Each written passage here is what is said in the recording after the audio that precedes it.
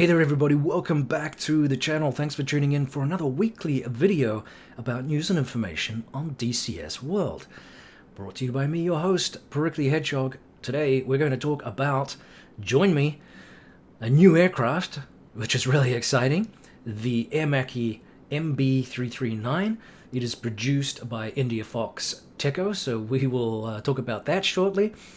A huge changelog was released this week. Massive patch if you haven't downloaded it already for the open beta, of course. Lots and lots of changes to numerous aircraft in the game.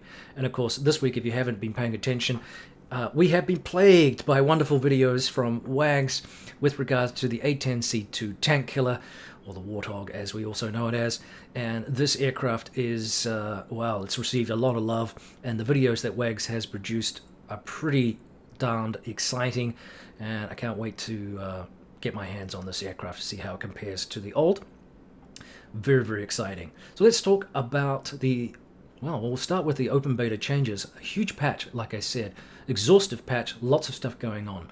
Now, there was a preface here, a caveat from Kate Beredurko, the Chief Operating Officer, who pointed out there are some issues with the Hornet AIM-9 family missiles that they are aware of, and they will be working on fixes over the coming updates. Even though they had this issue, they recognized that they really still wanted to release the open beta patch because, as I mentioned, it delivers significant changes to numerous aircraft, partner aircrafts as well. It's not a word, aircrafts. Partner aircraft as well, and they recognized that these are important updates that we wanted, so they didn't delay the patch, which I applaud them for, because I think we can work around that if we have all these other goodies. So what are the other goodies that we're talking about? Well, we'll start with the DCS World global changes. AIM-120 missile, the probability of countermeasure spoofing returns to the old values. Replay system, there are some conditions where the replay will, with very low frames per second, that has been fixed. Infantry not engaging each other has been fixed. Some AI aircraft not using high drag Mark 82s below 1,000 feet, that thing's been fixed. There have been some crash to desktop on wingman actions, that's been fixed. Let's have a look here. We'll skip some of these. Enabled all aircraft types to rearm from friendly FARP objects. Careful how I say that. The F-14AI will operate on ground parkings with folding wings. They have also updated the mission editor metric and Imperial sometimes displayed incorrectly, which is good. They have removed the swastika from the Iron Cross of the Third Reich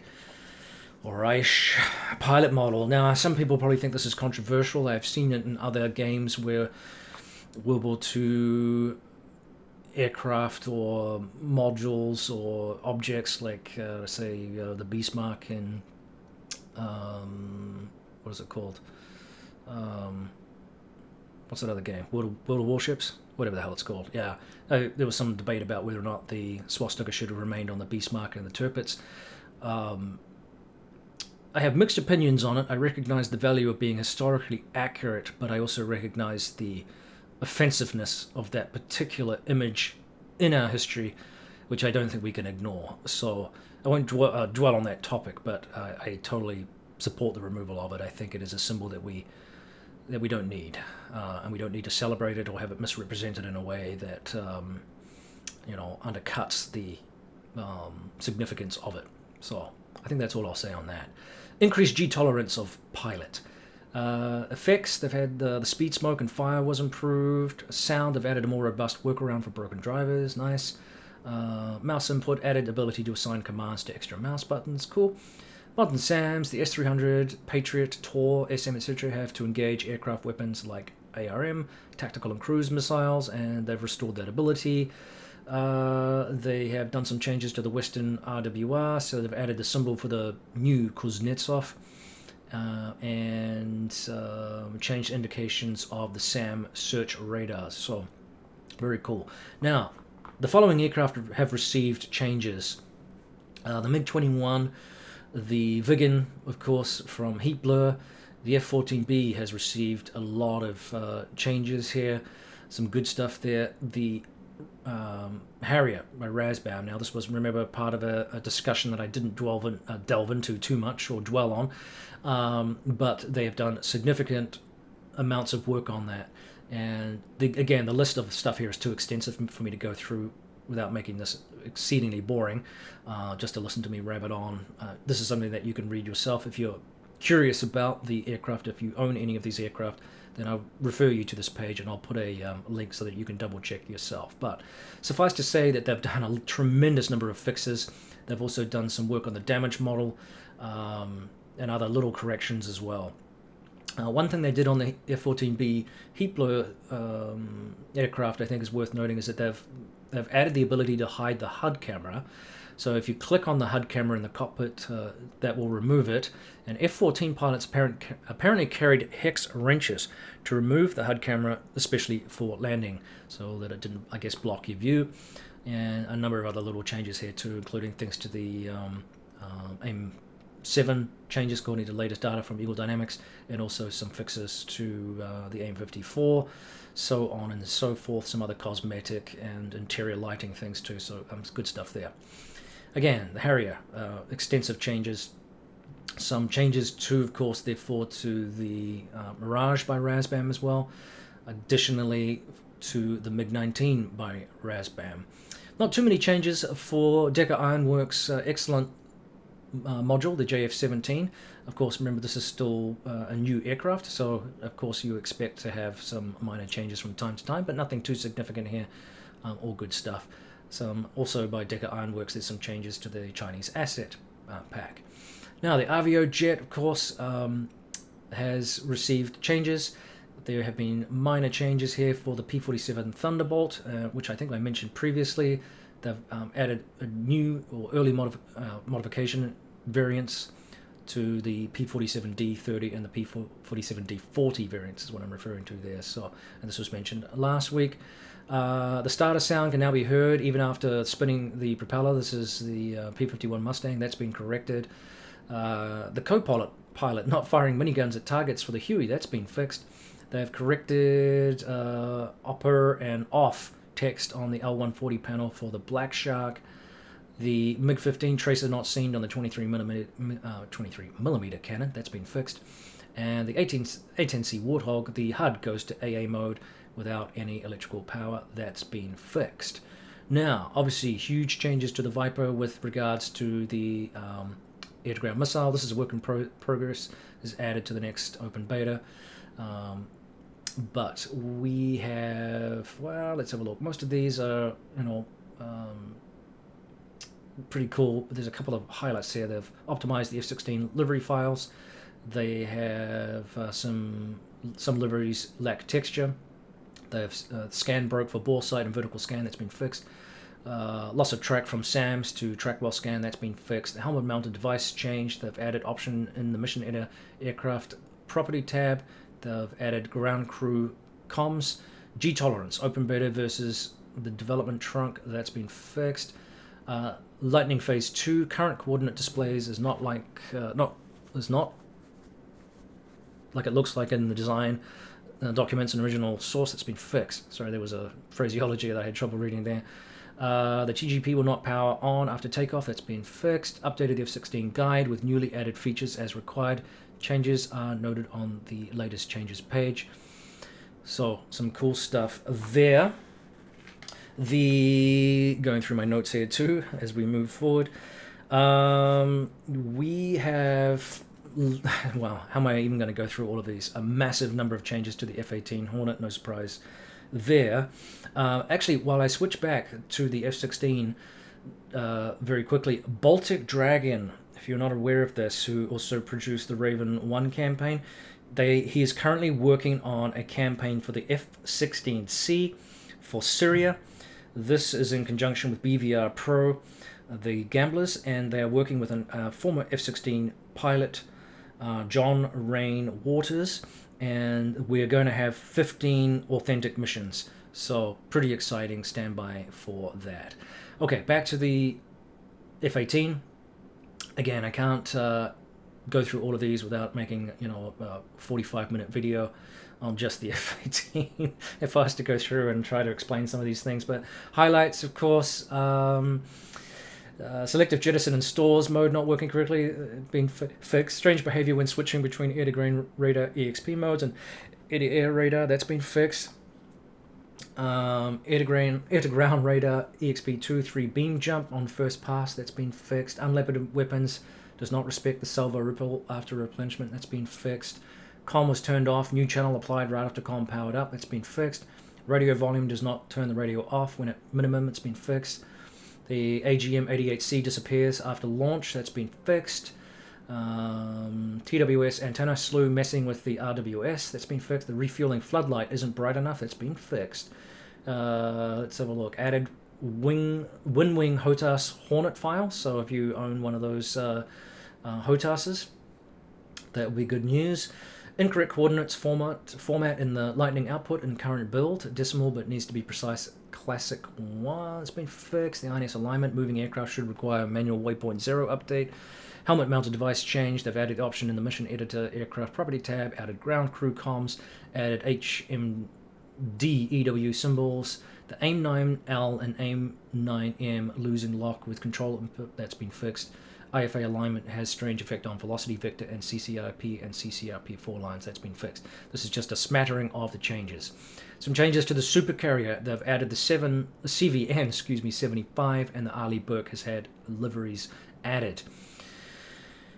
A lot of changes to campaigns, but we won't get into all of those. But Raven 1 Guide, some good changes there. They've made some adjustments, and I know a lot of you are playing that. I have been enjoying that campaign. I've only had a couple of missions to play through. Finally got myself able to refuel the other night, which I was very, very pleased with. And it was cool. I love this mission. I think the first mission when they when you have the air boss or whoever it is talking when you're on the deck, fantastic realism and the immersion there. So nice job, Baltic Dragon. It's a fantastic mission set, and if you haven't purchased it for the F-18, I'd highly recommend it because it's been a blast.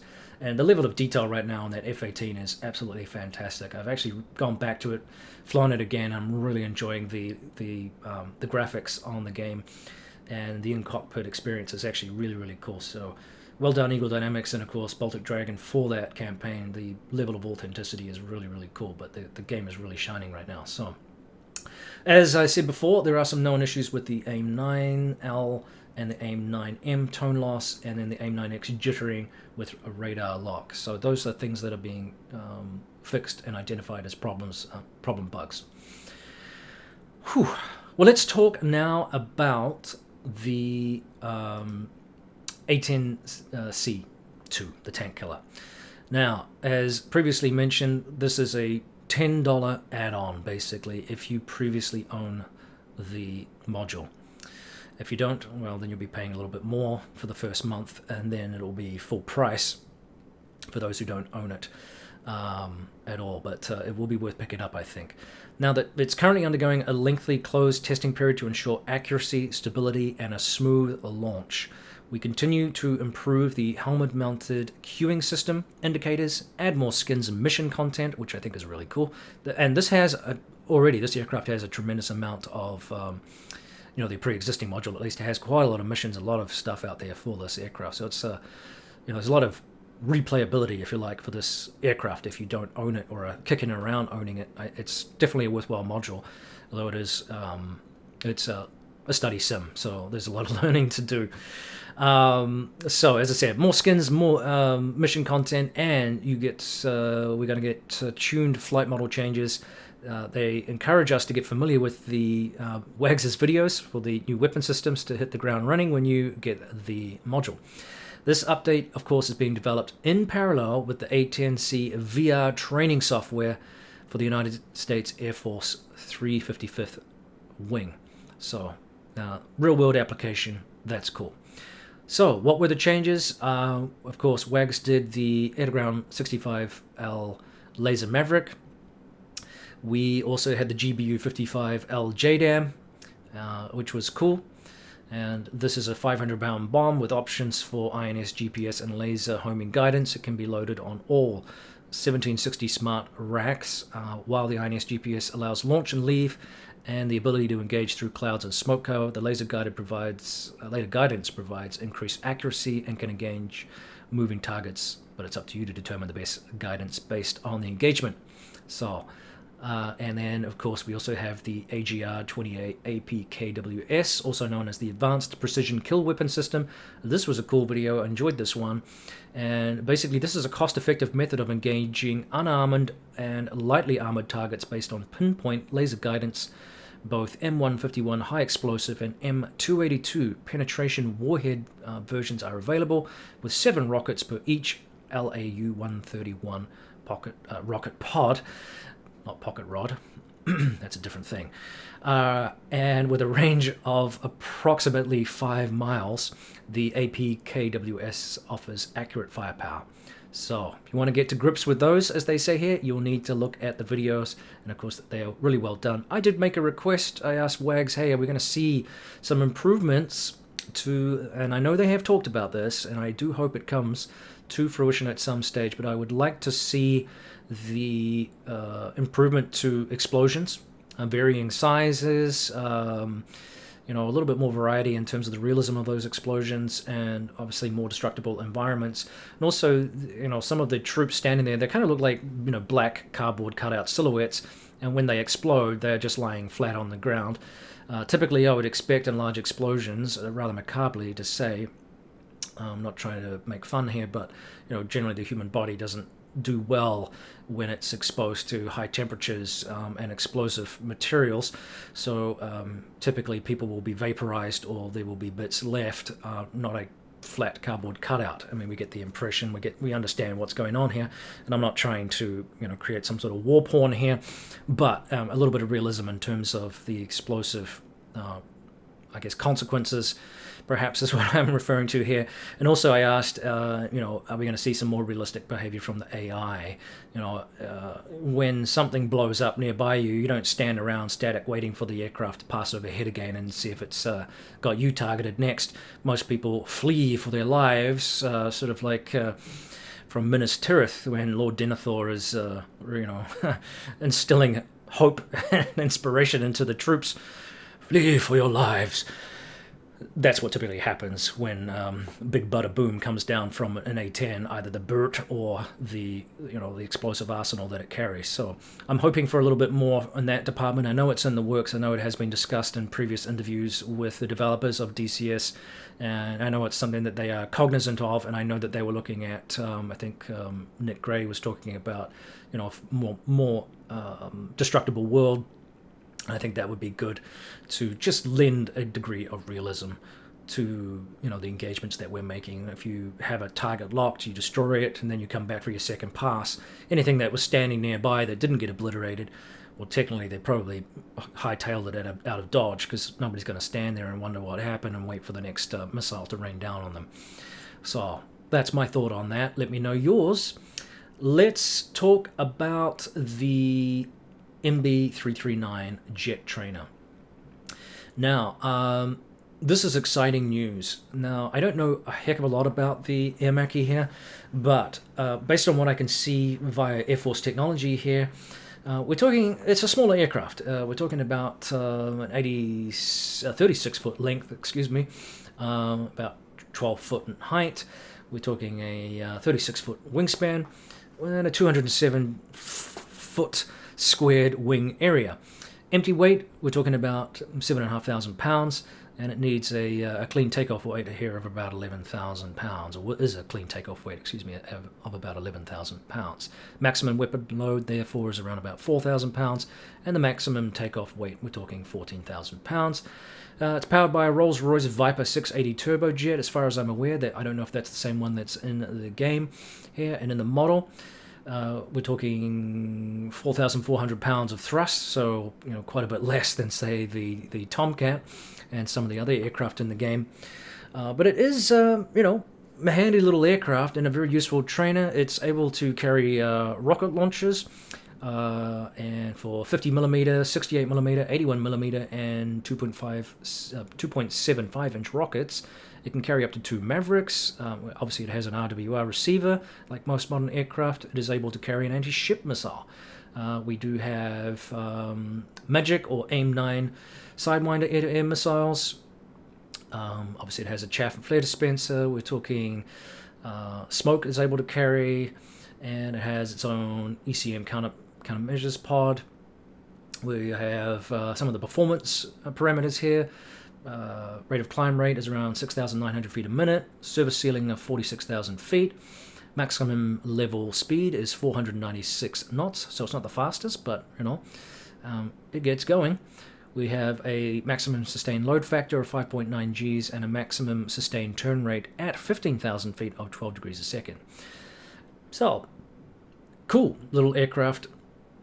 As I said, I don't know a heck of a lot about it, and I'm looking forward to it, though, appearing in the game. It is used as an aerobatic aircraft as well as a trainer and light attack aircraft, and I think anything new like this, as I often say and often repeat, is a welcome addition to the game, because we need these third-party developers on board. It's good for the game, and I know a lot of you have expressed this previously, are very excited and very enthusiastic and good fans of the smaller jet. We're talking the L-30, or the smaller jet class, excuse me. So we're talking the L-39 Air and the Avio jet C-101, which again is a lot of people praise and are very, very excited about and enjoy. So whatever floats your boat in terms of that or gets you airborne can't be a bad thing. So let me know what your thoughts are on this new developer. I'm going to reach out to him, her, them, and let them know that I'm plugging the aircraft and I'm looking forward to seeing it in the game. And I'd like to have a little fly at some time of this particular jet. I don't know much else. What they did say here is that let's have a look. He says in the Facebook post here that there were a number of reasons that they didn't initially get involved with DCS World. One, he said that it's a very different beast from other simulators, and to create a high quality module you needed a dedicated team. So there's a big organizational announcement he teased a few days ago, and in the past few months he's been working with several developers to build a sustainable team of contractors able to create and support high-quality mods for DCS and increase the productivity of India Fox Echo on other platforms too. So, together with that team, and thanks to their hard work, he's been able to pull together something with Eagle Dynamics, and now they are an official third-party developer. So, there's the virtual aircraft aerobatics team here too that they teamed up with, so that's why the MB339 has been put together for DCS, and it will be an official payware module that will greatly expand the functionalities of the freeware mod and will feature substantially enhanced graphics. So working on other projects as well, but we can't announce anything at the moment. Whew, that's exciting. We think we can tell you that the team is committed to one thing they can tell you, not one think. One thing we can tell you that the team is committed to delivering high-quality aircraft with a high degree of realism, which is really cool. Eagle Dynamics have said pretty much the same thing. And one of the things that we're looking at here is electric system with battery charge, discharge, bus bar and circuit breakers, fuel system with fuel dump and fuel unbalance, complete oxygen system including interior cabin pressure, navigation system with GPS, TACAN, ILS, and flight director, main and emergency hydraulic systems with relative hydraulic consumptions, smoke system for aerobatics and weapon systems. So the module will receive a damage model, detailed flight manual, and many missions. So again, a welcome addition to the game. Well, I'm looking forward to a lot of things coming out. This is one of them, obviously. I'm definitely excited about Heatblow's F-14A. They did a little teaser recently showing us that RWR and that things are going to get a little bit more complicated. I know some people have actually asked, and I've even seen on other closed forums, complaints about why we would need the F-14A. It's an inferior model. And really, the only difference, of course, is those engines. And one of the reasons that the F-14A wasn't completely phased out was because they didn't have enough engines to retrofit all of the early variants. Only so many engines were available and purchased for the upgrade. and they were dedicated to the F-14B and also a handful to the F-14D. So that basically means that the F-14A was still flown. It wasn't phased out, if anyone was mistaken about that. So, I think for many people the challenge will be, getting to grips with the different power that the F-14A's engine delivers, and also the foibles with that. And that challenge, perhaps some, more rudimentary avionic components to this aircraft as well. I think a lot of people enjoy that challenge, as well, of course, as the nostalgia element to owning that aircraft. It is a legitimate fighter, and it was still very, very capable, even though it didn't have the bigger engines, or the more powerful and consistently reliable engines, and the GE 1110s there. But nevertheless, still a potent platform, and still formed the backbone of the US Navy's fleet during its era, after the F-18s basically were phased in and the aircraft was retired, unfortunately.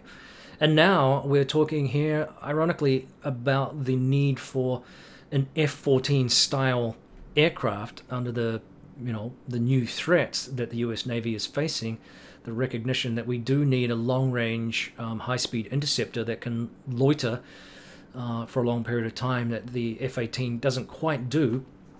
Obviously, the F-18 was able to do most of the roles that the F-14 did, and obviously it had, outside of the F-14D, it generally had a more sophisticated avionics package, and there was a lot of politics involved in the changeover. But nevertheless, the F-14 still holds itself as one of the more capable aircraft that the Navy has ever had.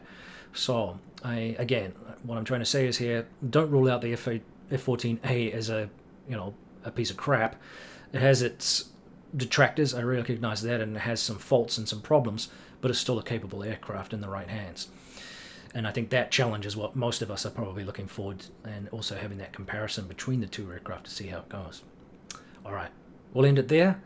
I want to thank everybody for liking and subscribing. Don't forget to do that. The channel is chugging along. I really appreciate that. We are getting close to fall proper and winter, which means I'll be able to do a little bit more work on the channel and get some more content out to you. But again, all the support in the interim is very, very important, and it helps me maintain the channel. So hit the like button, hit the subscribe button. Don't forget to comment below, give me your thoughts and opinions about what you think you'd like to see in DCS World and any of the content that we've talked about today. And carry on flying out there, make good decisions, be safe. This is Prickly Hedgehog out for another week. Stay safe, everybody. We'll see you next time. Cheers.